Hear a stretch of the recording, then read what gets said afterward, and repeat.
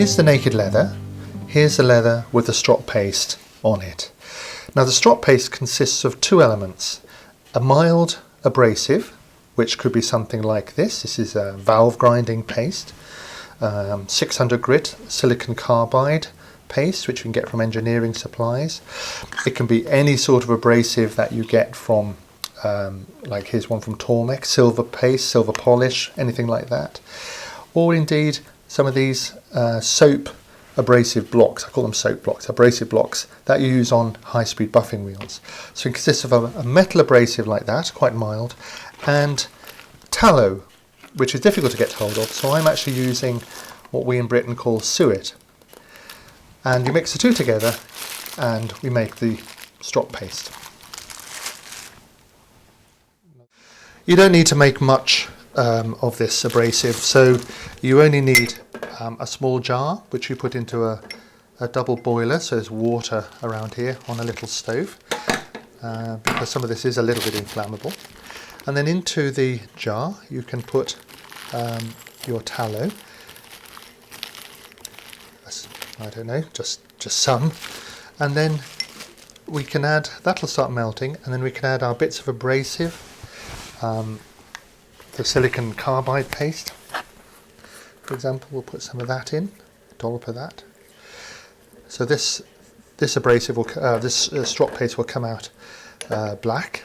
But if we had jeweler's rouge, for example, like this, we could put some of that in there. So it's a bit like grandmother's soup. I really never know what's in this mix, because I do make it up a little bit as I go along.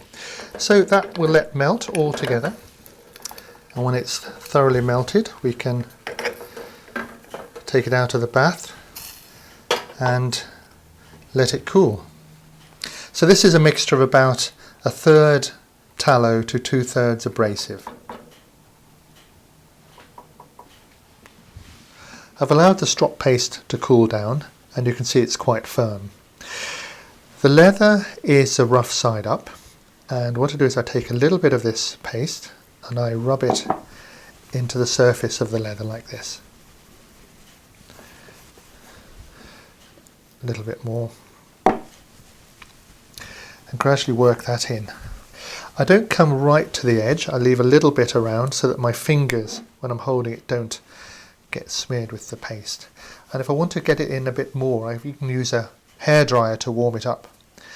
So smear the paste all over.